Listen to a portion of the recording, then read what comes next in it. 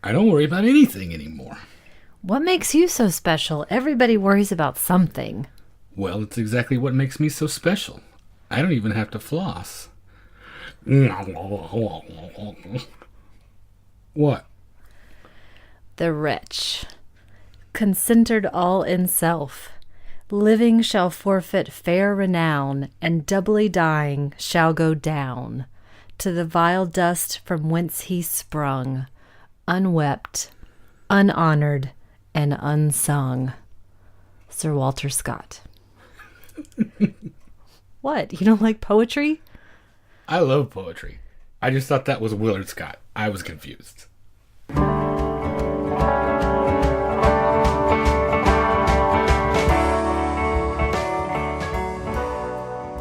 Welcome to the Magic Lantern Podcast, an ongoing informal discussion of the films we love and the things we love about them.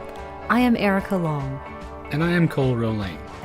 Each episode of the Magic Lantern will be devoted to one film that we alternately select, and we will discuss why it is significant to us. We are at episode 18, and that is Erica's choice, so let's find out what she has in store for us today. I've chosen 1993's Groundhog Day, written and directed by Harold Ramis, and starring Bill Murray and Andie MacDowell, notably with Chris Elliott and Stephen Tobolowsky.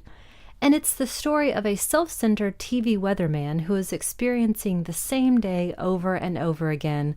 Can you guess which day that is?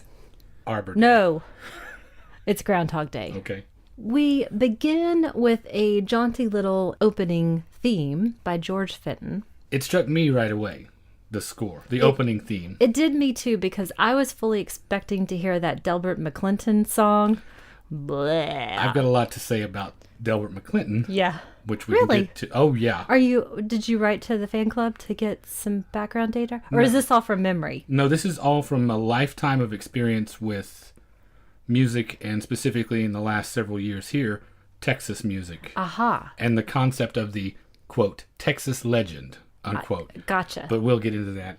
But this... Spoiler alerts for later in the show. Delbert McClinton fans, hang on. Or Delbert McClinton haters, hang on. That's probably more like it. Okay. Delbert McClinton fans need not stick around.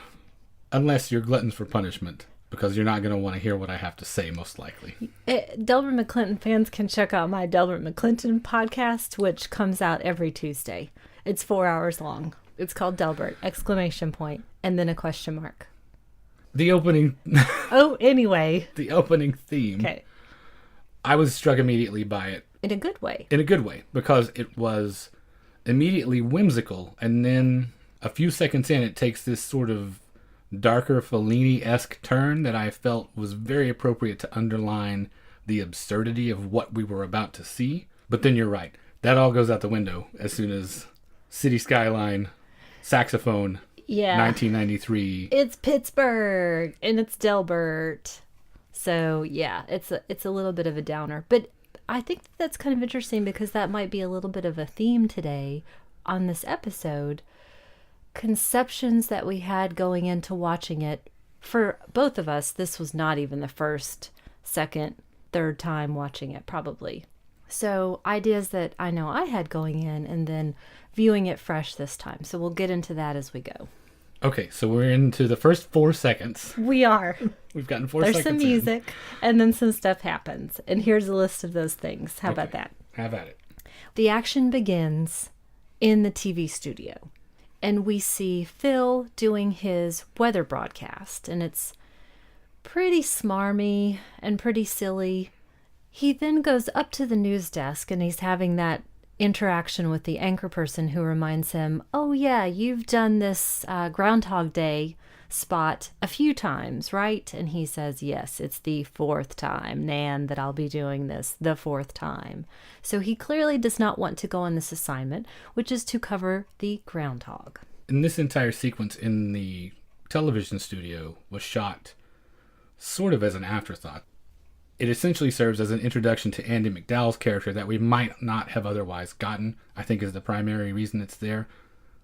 The other reason I mention it is because it really sticks out aesthetically to me. Does it? It's one of those things that will bring up, like you said, a bunch during this, of things that we noticed going back to it this time. it's aesthetically inconsistent with everything else. It feels like it was shot on a TV studio set, but not in the way that films that are showing you television sets usually look. It seems inconsistent, and so immediately it was one of those things watching this time that pulled me out of it for a second because it seemed so disjointed. The thing it serves to do for me is make me really annoyed at Andie MacDowell for mugging on the green screen, because I think, is this her first day? It's not. I mean, it's not. Doesn't he maybe ask it's her her that first day there, but at some point too, he? when they're in the van? Are you new? Is what he says to her. And she's definitely acting like it, and in a kind of obnoxious way to me. But I thought you love Andie MacDowell. I like Andie MacDowell in this movie, and I'll try to explain that without becoming an Andie MacDowell apologist. She says she does like blood sausages.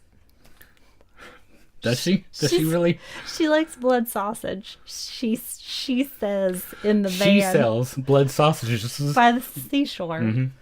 So that should endear her to you, doesn't it? That may you be, like blood sausage? That may be one of the only things in this particular film. So let's get in. It's time to get in the van and go to Punxsutawney. And it is Phil and Larry the cameraman, who is played by Chris Elliott. And Never we've better. got Rita, absolutely. And Rita in the back. And this was actually the first instance that I will return to a few times where I watched the film with no sound on. And just to give the listeners a little bit of backstory, you know this because you know me.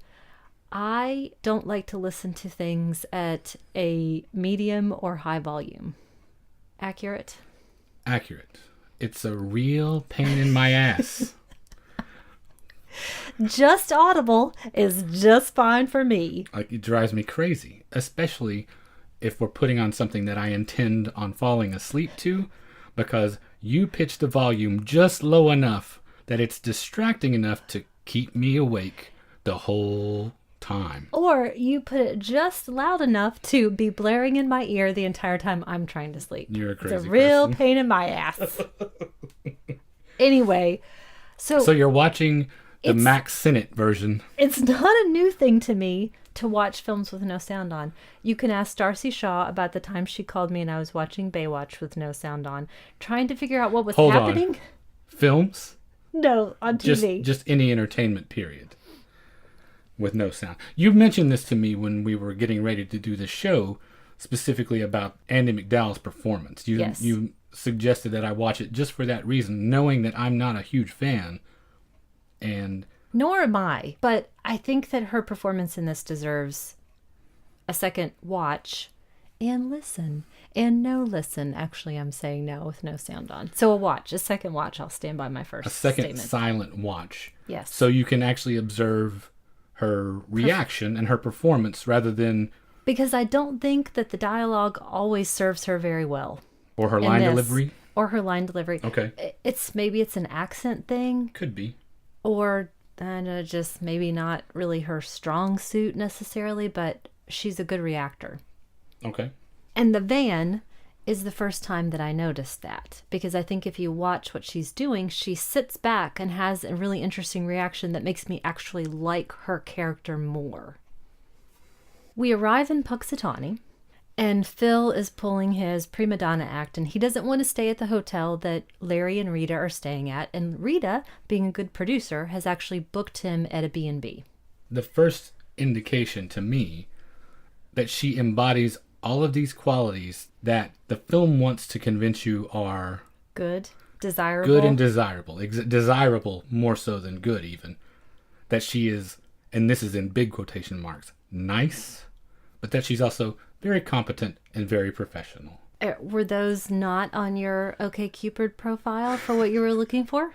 I believe what I said was no crybabies and no milksops. Okay. So speaking Jackpot. of Max Sennett, so Phil is at his bed and breakfast, and he is all settled in. We see the first instance of the clock striking 6 a.m., which is the start of the day. And we meet in the bed and breakfast a couple of the characters that we will return to again and again. Even before that, almost right before that, you mentioned the clock striking 6. this whole sequence to me is the very first point for me at which this is extremely relatable, because I can think of no worse way to wake up than a morning zoo followed by small talk in a hallway. To me... And Sonny and Cher, or does that count? I'm a fan of Sonny cares? and Cher, actually. Okay. I'm in a weird way, there are certain things about their career that I really love, especially Sonny. I think that guy was way smarter than people give him credit for. That's true. Check out your Sonny Bono podcast. That's every Wednesday. Bonoing. Anyway, to me, the setup is... Okay. The idea that's important already is that there's nothing that remarkable about this morning. It's these obnoxious little obsequious, unctuous interactions that we might have on any given day that you don't particularly enjoy, But to and me, they're there. there's nothing to indicate to the audience on the first viewing that this is anything abnormal. But to me, if that's me, I'm already in hell. I haven't had to, not even having to go through it multiple times. The first and only time. This is purgatory, as far as I'm concerned, socially. I was in purgatory in that shower that has the wraparound curtain. I can't handle that crap. Only people in the movies get in the shower before checking the temperature. It's true. Drives me up the wall. Suitcases with nothing in them. Do-do-do-do. Suitcases with Oh, nothing the in them. water's hot. And not checking the temperature of the shower, just turning it on while you're standing in it. Also hanging up the Only- phone without saying goodbye. Only happens in the movies. Maddening. Anyway, Anyway, he has the guest interaction in the hallway. He meets up with the B&B proprietress, and they're having these obnoxious conversations.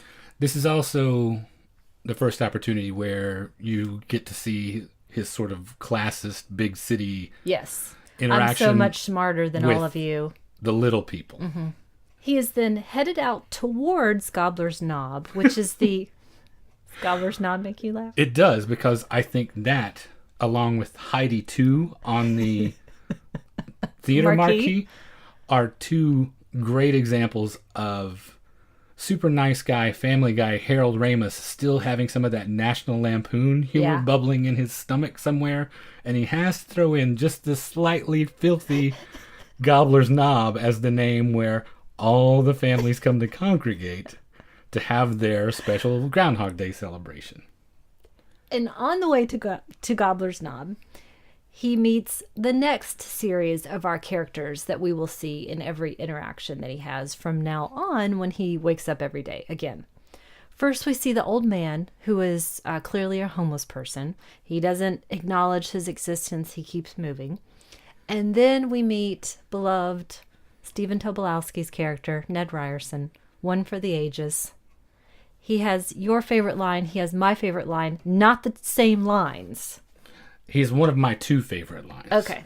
But this is the funniest joke in the whole thing. The biggest laugh for you. The biggest laugh for me when he's trying to jog Bill Murray's memory. And one of the things that he uses to do that is the fact that he had shingles in high school. Real bad. Real bad. And that's funny enough as it is. But then on top of that, to me, the real comic genius of that whole little monologue is when he says, almost didn't graduate. Incorrect, sir. The funnier line comes afterwards when he says, I used to date your sister Mary Pat a few times until you told me not to. That's the best line. We will agree to disagree. Anywho, Shingles is way watch out for that first step. It's a doozy. Shingles is way funnier than dating a sister. I just like that her name's Mary Pat. That's pretty good, actually. pretty That is funny. a nice bit of Midwestern. not just Midwestern, but that Folksy. whole tradition of being very specific about the sound of the words you use in comedy. It was the Krusty the Clown lesson. You know, Wuzzle wuzzle. Kalamazoo, Kankakee, all of these town names that Kankakee, I had that real bad one time. I almost didn't graduate. Walla Walla, that whole thing. You can tell that name is a great example of someone tweaking and really engineering a joke for the most sonic punch. The name is a great choice.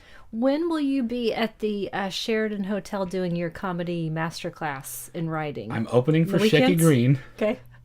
in the Altoona Ramada.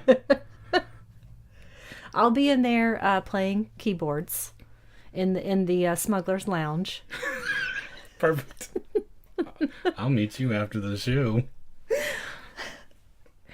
And anyway, he keeps going. He at last gets to Gobbler's Knob. Try not to laugh. I see you smirking.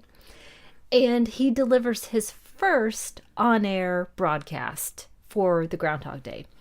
And it's okay. It's not terrible. It's professional. It's slick, I'll say. It's slick. It's, again, pretty smarmy. And he decides he's not going to do another run, even though Rita asks him to. And day over, Phil has delivered his portent. This is Phil the Groundhog. They share the name. Which is that they will be having 6 more weeks of winter. Still, to the uninitiated, nothing is awry. If you don't know what the movie's about so far, everything seems perfectly normal. And you may be wondering what is about to happen. What is so funny about all this? We've had no indication of anything mystical, metaphysical. And at this point is when they try to head back to Pittsburgh and get caught in the storm. So they've got to stay in Punxsutawney again. So 6 a.m. dawns again. I had that same, or my parents had that same clock radio. Mm-hmm. Did yours? Where the numbers slap down? Same style. Ours was black, not white. Okay. Ours was that fake plywood. 6 a.m. dawns again, and then we hear the same song. We hear "I Got You, Babe" again, and not just the same song, the same morning zoo slapstick being delivered, and he realizes, well, something's wrong. So this first stage begins, and the first stage is confusion. He doesn't know what's happening. He looks out the window and realizes this looks exactly the same. He has the same shower, cold temperature. He goes down the stairs again to be met by the same guest, same interaction with the proprietress, same trip out to Gobbler's Knob. So something's up. He doesn't know what's going on. At this point, it would be legitimate for him to think this entire town somehow got together and is putting me on. That this is a huge practical joke. That confusion starts to turn to fear, essentially. And he's trying to explain to Rita that something's wrong here. I don't know what's going on. She doesn't believe him. She tells him that he essentially needs to get his head examined, which he does, by Harold Ramis and by a psychiatrist. And he doesn't know what's going on.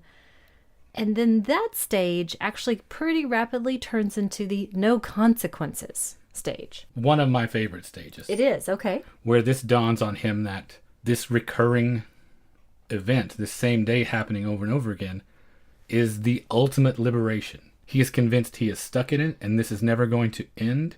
Why would there be any rules? Why would there be any consequences?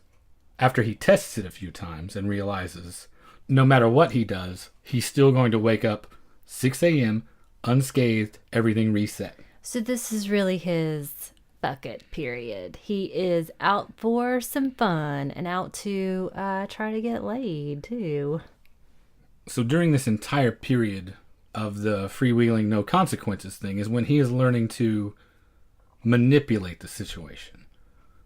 It's not the period where he is beginning to learn about himself, but rather what there is for him to gain. And he's doing that by learning how to manipulate the individual characters, the people that he meets on the street.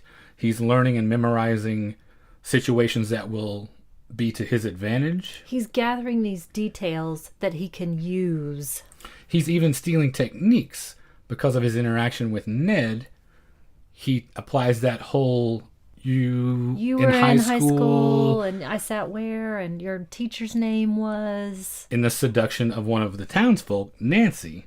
So he's using all that to further his own ends, and that is all. He is at this point still preying on niceness, which Rita is basically the embodiment of.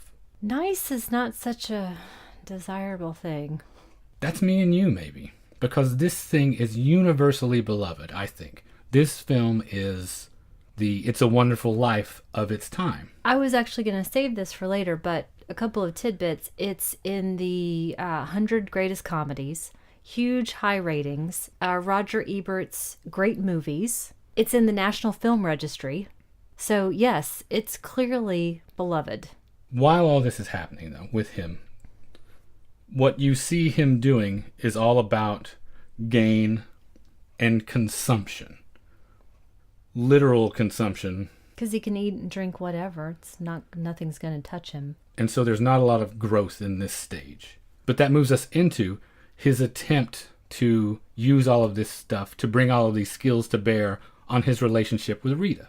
And here, during that phase, is the scene that is the most crucial to my interpretation of this. You feel really strongly about this. Yeah, this is the scene that informs my entire response to the film, how I feel about it. And it's a very conflicted thing.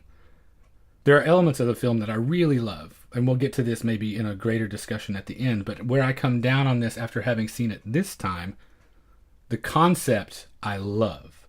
The content I do not. And it is no more crystallized than in the scene where he asks her, in an attempt to catalog these things for future use, what she wants. And her response, if it was just her response, fits perfectly with the character. She says, career, love, marriage, family. The thing that drives me insane and makes this a movie that I cannot relate to at my deepest is that she prefaces that with, just the same thing everybody wants. At which point, I immediately think, movie, you can fuck right off with that. I think that she says, and I'm sorry that I may be inaccurate, but I feel pretty strongly. I've watched it over and over again to make sure. She says, I guess what everybody wants. But the implication is that... Well, okay, here's where I'm going with this. Because the implication... Okay, go ahead. Because I have... The rest of the movie is my proof. Okay. This is when watching her without the sound is really, really helpful. Because her face is so unsure. This is not the same character, but I'm just going to use this as an example. Reese Witherspoon in Election. This is not someone who is so stridently assured of themselves. This is a person who is still in that stage of kind of figuring it out, because she says later she goes with the flow. We see that interaction later when he is overcompensating from his moving too fast sexually, and he's talking about adopting kids and all this good, clean fun, and she clearly doesn't want that. She doesn't want it because he's presenting it like a maniac at that point. Well, that's true. But I think that she's actually more unsure, and the line...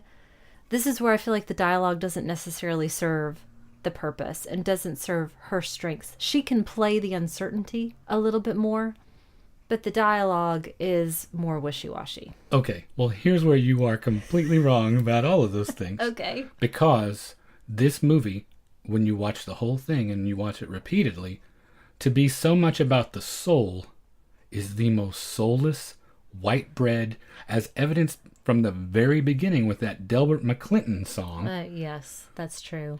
It is all about the suburban American dream. It is 2.3, nuclear family, white picket fence, which he literally lifts her over as if carrying her over a threshold at the end. Literally. Well, he did that because the gate was frozen. That is true. But it sort of looked like he throws her over, which I it is highly symbolic, and it's the thing that I just cannot get my mind around watching this, being the person that relates to the maybe more cynical side of his character to begin with.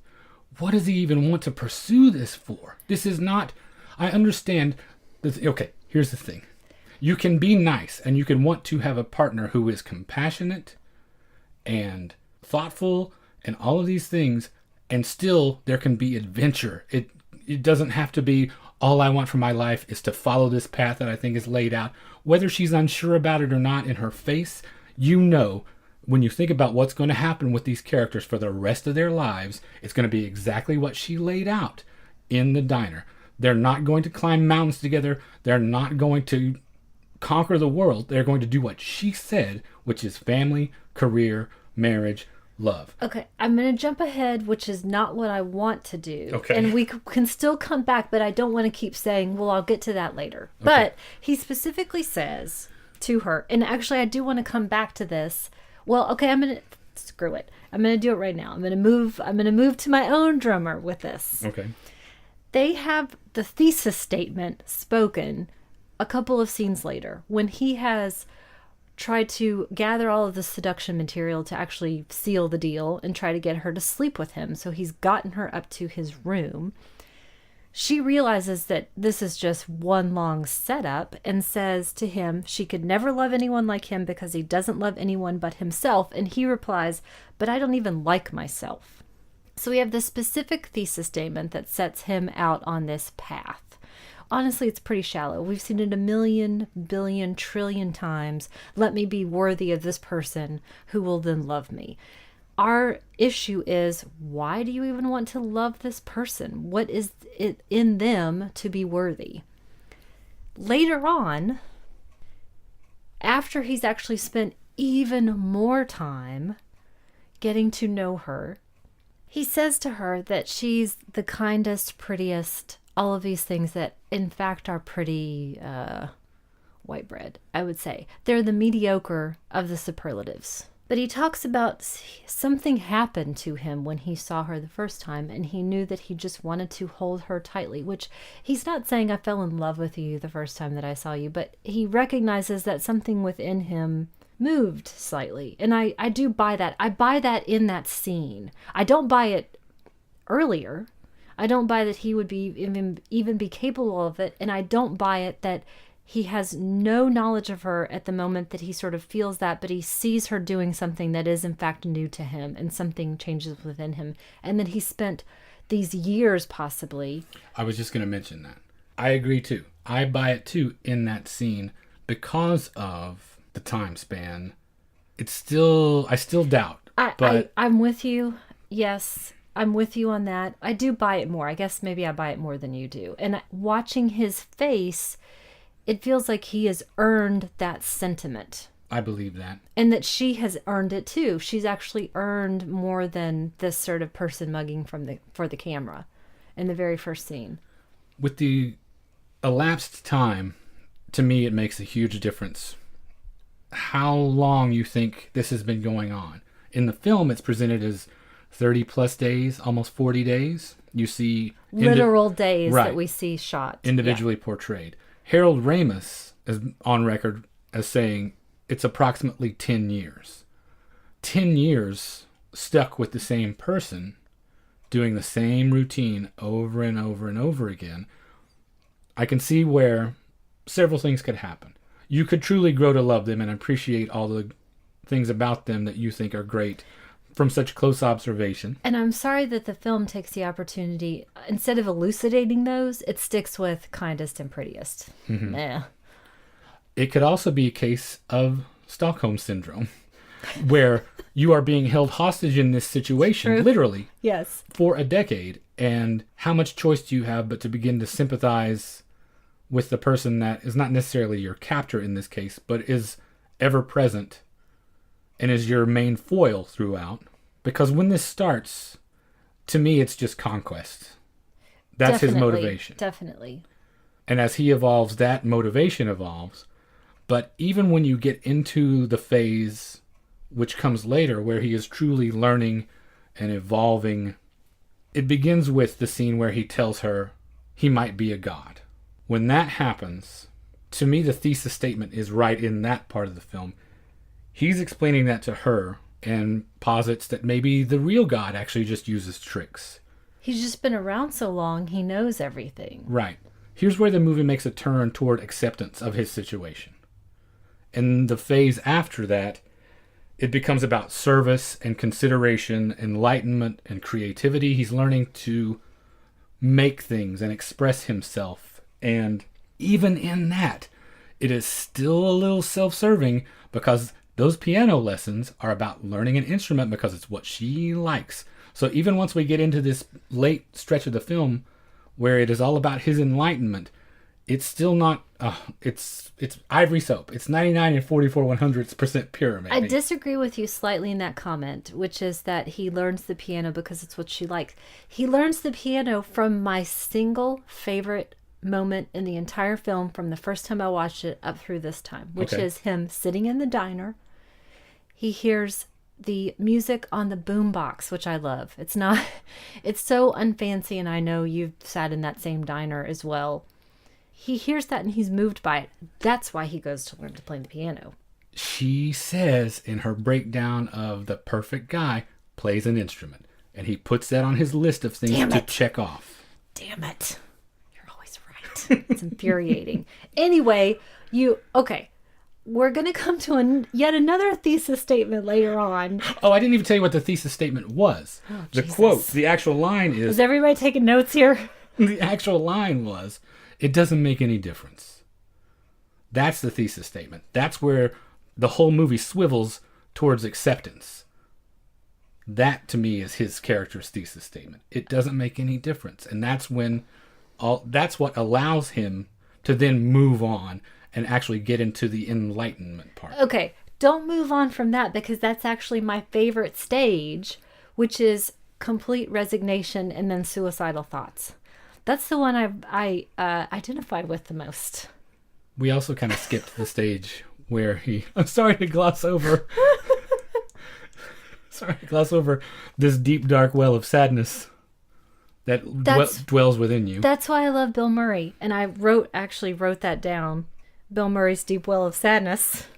You did. You didn't even know that. No, I didn't. You did literally write that. That's why Bill Murray is my favorite, because that is what I identify with. And he has his next thesis statement in this scene, which I love, which is that I've killed myself so many times, I don't even exist anymore. Okay?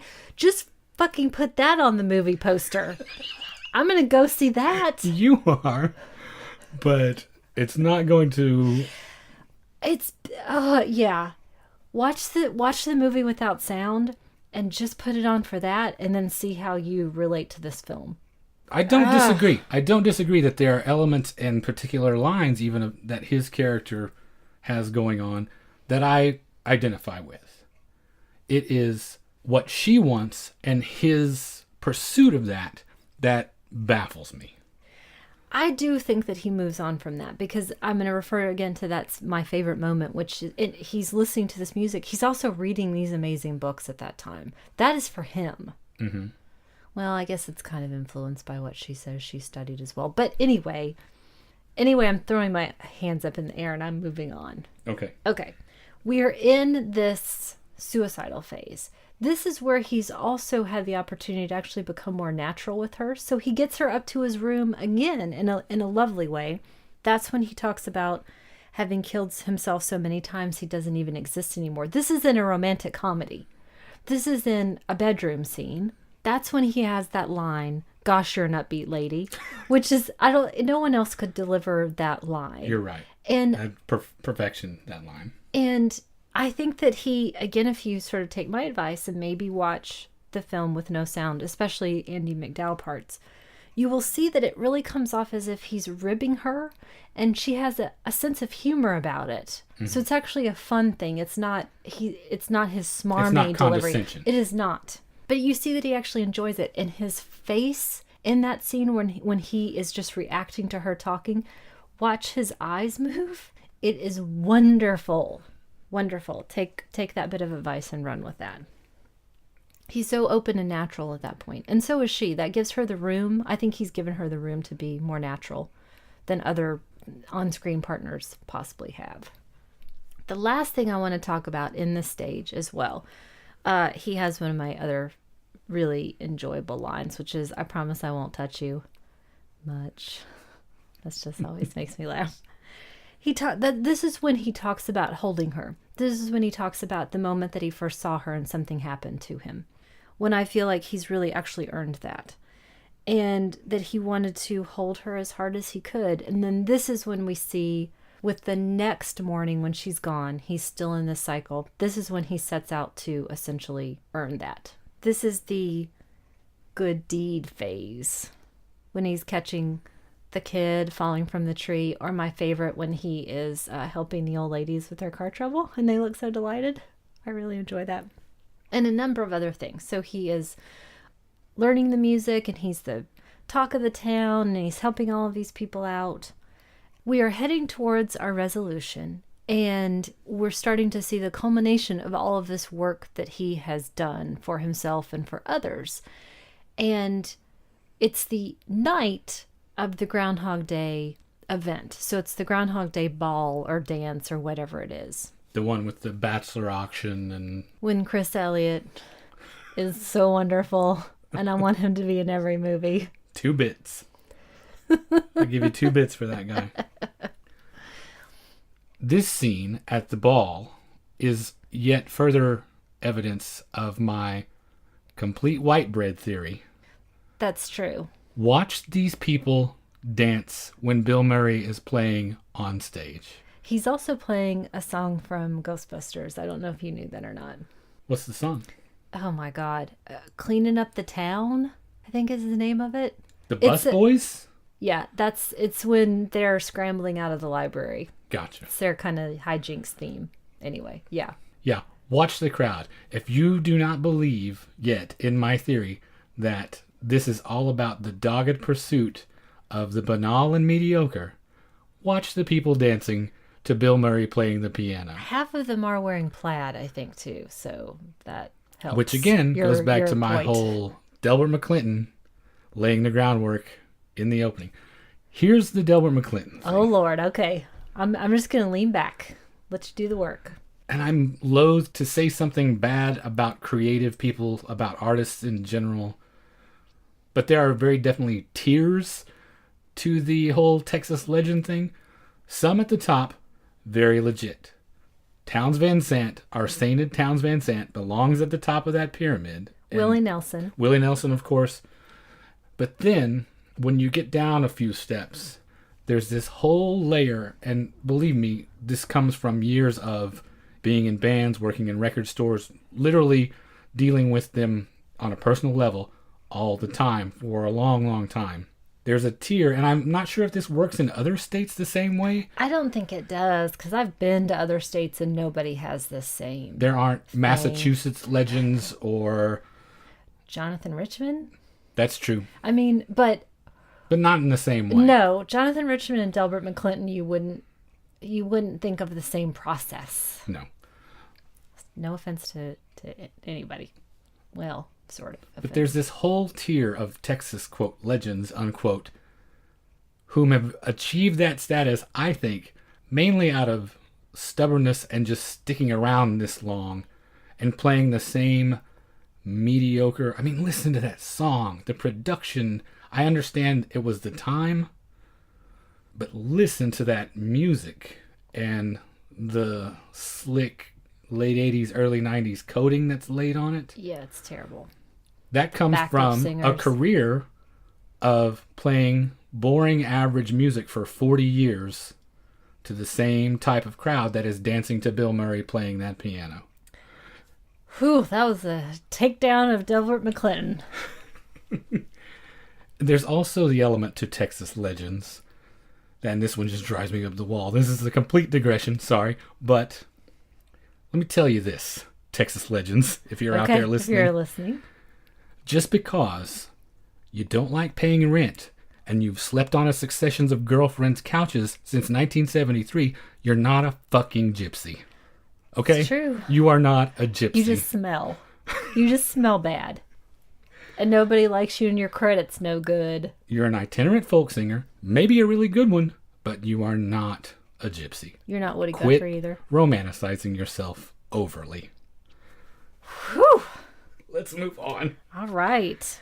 Sorry, I harbor some bitterness after years and years of selling these records and seeing who buys them. And yeah. Where were we? I don't know. Probably. I'm covered in sweat now. And spit for me, probably. It's flying. Oh, yeah. A bunch of white people are dancing at this party. Right. Okay, we're at the ball. Bill Murray's wearing his Ray-Bans, and he's super cool, and everybody in town loves him, and Andie MacDowell is intrigued by this, by all of these facets of his personality that she never knew existed. And she bids on him in the bachelor auction and wins him. So they are then together, and we have... what we discovered to be our final night, where he says thesis statement number 114. let me step back for a moment. This is the first scene when they are outside and he is sculpting her in the ice, and then they have sort of their romantic falling in love kind of thing before they actually get into the hotel room. This is the first time that I actually watched without the sound on. And so I got to see her face. And this was all because I was watching Groundhog Day on, I think, AMC at the time. And this is probably 10 years ago. I'd already seen the movie multiple times. Not a big Andie MacDowell fan. And I was watching the movie, and they used to do this thing where they would have the commentary bits, almost kind of like pop-up video, but it would be pop-up commentary. Mm-hmm. And Harold Ramis, I believe, was talking about how much he actually enjoyed working with her and how good she was and how he felt people really didn't give her a fair shake. And I happened to be watching without the sound, and I continued going, and I really began to get invested in her and in her performance. So that was that first scene, the ice sculpture, outdoors. She's bathed in a beautiful light, so of course she's a beautiful woman, so it's not going to be a difficult thing to become attracted to her. And then they go into the hotel room again, and then he has that final instance where he's reading to her and he talks about how he is feeling. Well, you've convinced me with this no sound thing. I'm going to go back and do that and give her more of a fair shake, and most likely just transfer that intense dislike to Madeline Stowe. Okay. Next week on the podcast, it's Tomorrowland. Wait, no, that's not what it's called. What did I say? It was Closetland.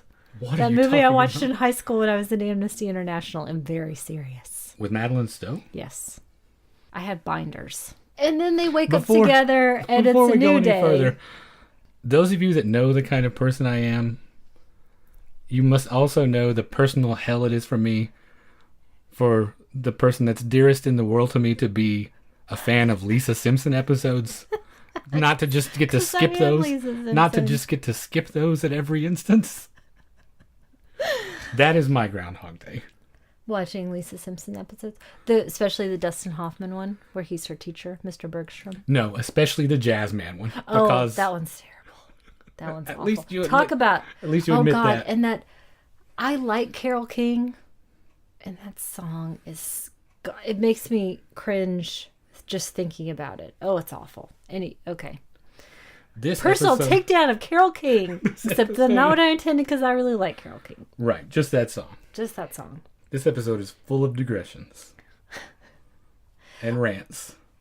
It's a new day. He's broken the cycle, and all is well. And then, unfortunately, we get played out with that song.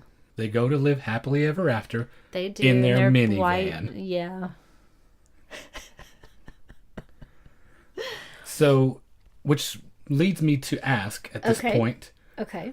if the mission of the show is to talk about the things we love, the films we love, and the things we love about them, how did we come to pick this title? You know, it's interesting. I believe that you had the first suggestion of this. Now, to give you listeners some insight into the process, it's actually a pretty freewheeling process to pick our alternating episodes. We have a list of things that we really want to talk about, but we don't put those by date, and we're not bound to those choices. So, for example, if I'm just really feeling something that I really want to talk about, we're going to go with that. Right, we definitely go by feeling. We don't schedule anything more than the next episode is not scheduled until the episode before it is done, essentially. Yes.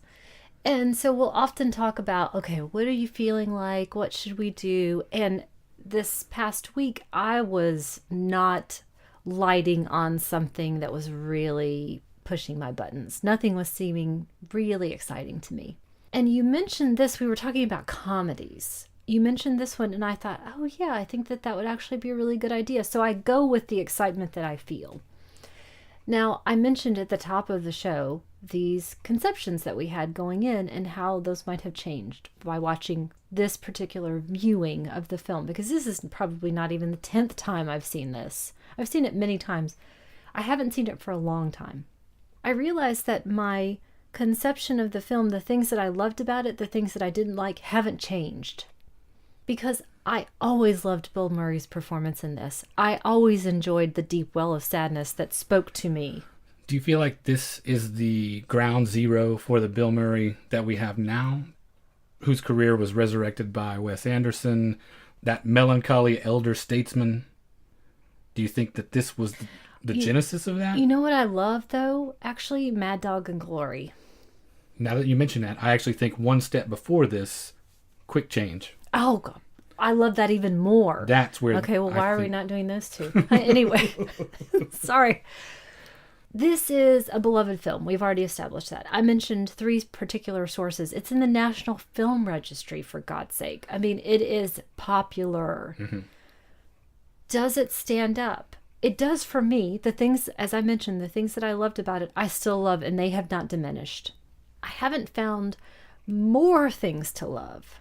It already had a pretty high bar for me, but I wouldn't put it in the films that I love, love, love, love. I don't think it's in my top 50.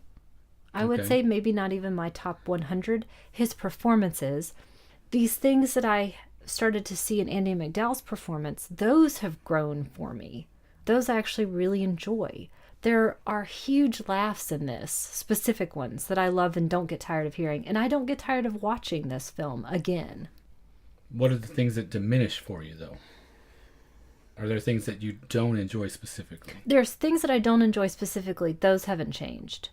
And it's a couple of lines. I never liked that "Don't Drive Angry" bit where he's got the groundhog in the truck. I never enjoyed that. It seems cheap. It seems like the easy joke. Yeah, it's just kind of, it doesn't come off to me. I don't like in the beginning when he's going through his kind of bad Phil lecherous statements. He's not really selling it to me. He's selling it when he's being sad and open. Mm-hmm. Not when he's just sort of that kind of one note. They're not as funny as I want them to be, I guess, is where I'm going with that. But the parts that I love, as I said, I still love. We mentioned the old man character, the homeless man, where he has a significant relationship with him. He tries to save him. That begins first with giving him money, getting him food. I love the way he interacts with this guy. He calls him dad and father, which is a particular choice that's really beautiful to me in this. If I were to call someone that, it would not sound right coming out of my mouth. It does from him. I just love that. It's a lovely little choice. I love the scene where he is trying to resuscitate him, but we don't get to see Bill Murray's face until he looks up. But that scene where he's looking down, that speaks a lot to me.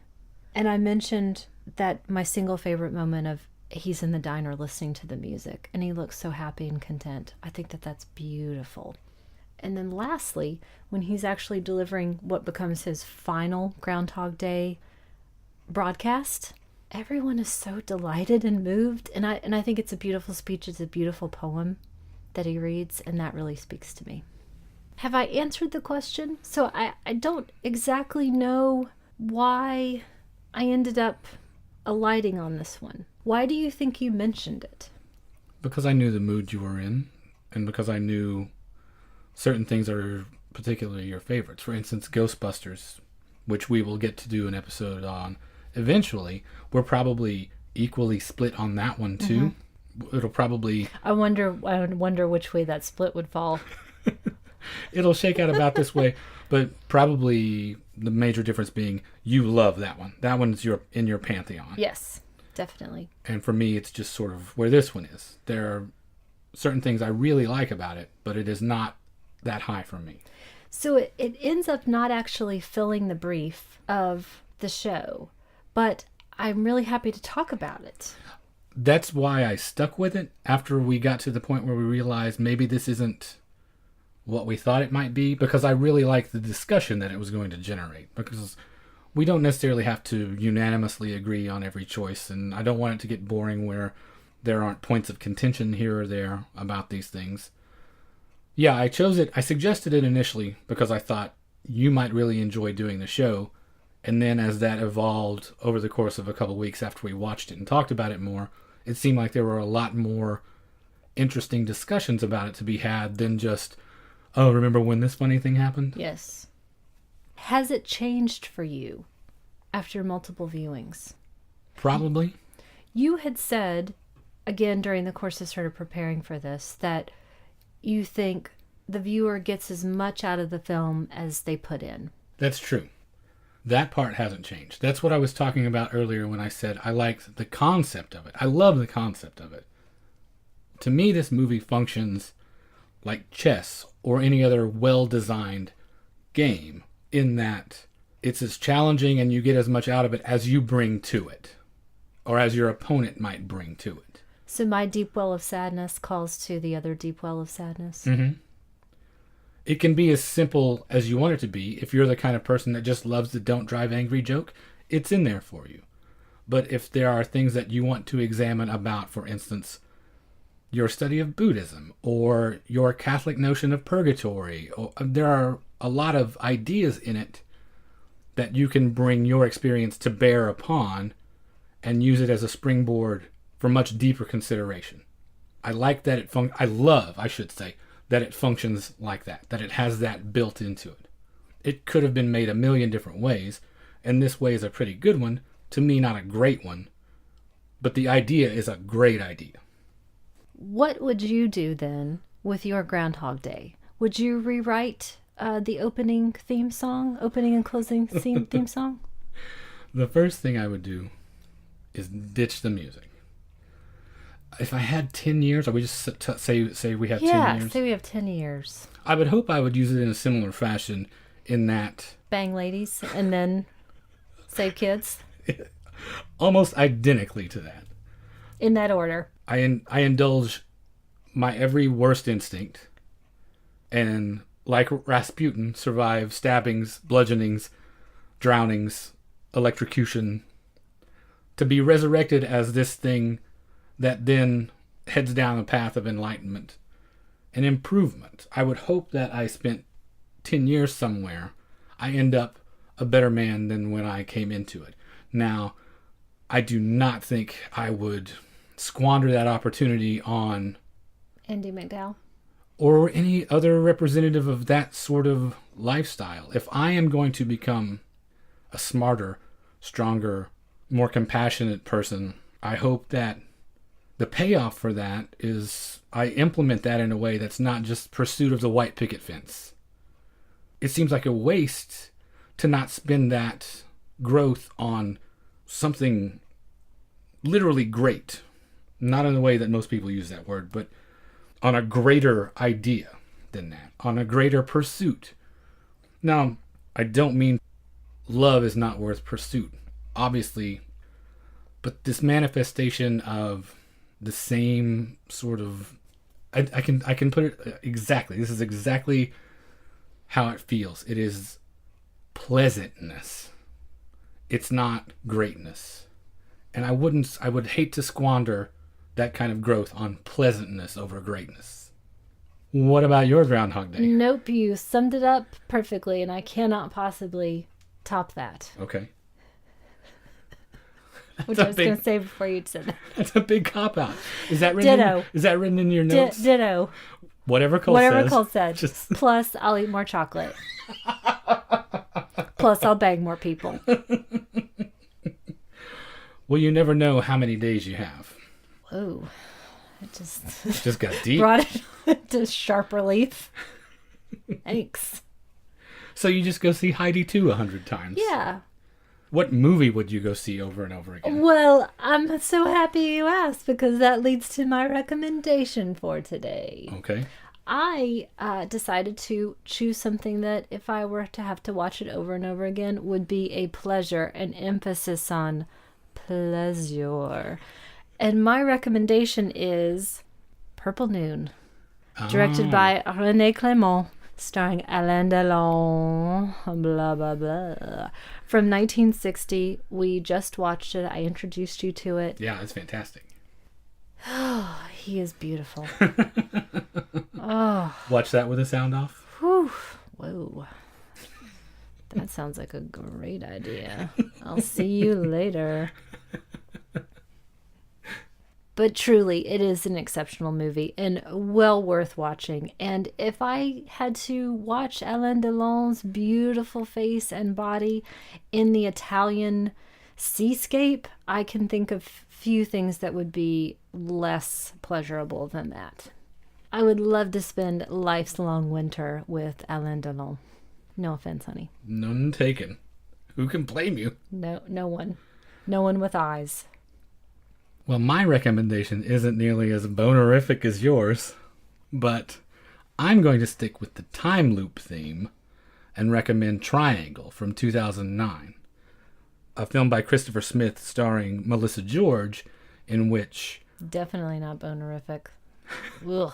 Are you kidding me? Those teeth? I like the wacky teeth a little bit. Oh, okay. Sorry to interrupt your recommendation. To me, that functions like Carole Lombard's scar. I like those little imperfections that draw attention to the fact that this is a human being. Enjoy sitting across the breakfast table watching that gnawing on some carrots every day.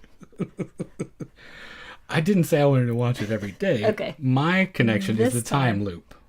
You're right. I'm sorry. I'll shut up. She's a single mom with an autistic son that goes on a boat trip with her friends. And I don't want to spoil anything about it because the time loop nature and the recurring events and the way they unfold and the way she begins to control them are integral to the surprise. But it's a really interesting and pretty well done. It's not a great film by any stretch of the imagination, but in keeping with our theme, it's a pretty well done take on the recurring time loop thing. Worth watching it. Oh, definitely. Definitely. Entertaining and interesting, and it is much more grim than this, obviously. It is not a romantic comedy. It is not a journey of self-exploration. It is a psychological thriller with horror elements. So if you want to see this same idea treated with much darker themes, then check this out. And if you want to see a fascinating take on the Ripley character, which is Purple Noon, check that one out. And that brings us to the end of another episode.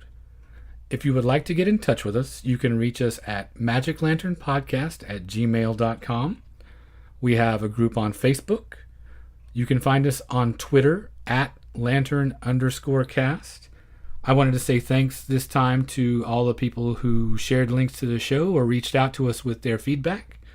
Aaron West over at Criterion Close-Up, as always. Thanks, Aaron, for being so supportive since we started the show. Grindhouse Dave and Jeff Duncanson are stalwart supporters who every show after show, are telling people about us and getting in touch with us. Craig Eastman and Fuds on Film. Brian Sauer, Matteo Boscaro, Tim Lego, RJ Tugas, who reached out to us after our Long Goodbye episode, and I wanted to specifically mention that he does a great blog called Make Mine Criterion. If you'd like to check that out, that blog is really fun. Doug McCambridge, who does the podcast Good Times, Great Movies. Thanks to Doug for sharing links to the show. And we wanted to say a special thanks to Gary Meyer for reaching out via email to talk with us about our year-end episode that we did, where we did our roundup of favorite things that we saw for the first time in 2015. We really appreciate the feedback, Gary, and thanks for listening. In that email, Gary mentioned that he was curious about what it is that we do when we are not doing the show. So in case anyone else was curious, I thought we would let people know what that is. I manage a bookstore when I am not sitting behind this microphone. And I am a massage therapist, and I manage a massage clinic. Something else that I think people are curious about that they mention from time to time, Some Say Leland provides the music for the opening and closing of the show. If you guys ever have any questions at all that you're curious about the production of the show or just things in general about us and the way we go about this, please let us know. We're always happy to answer those. You can find us on iTunes and Stitcher Radio.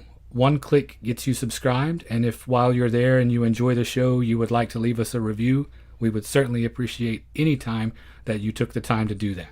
And lastly, if you would like to check out all of our other episodes and supplemental material, you can go to magiclanternpodcast.com.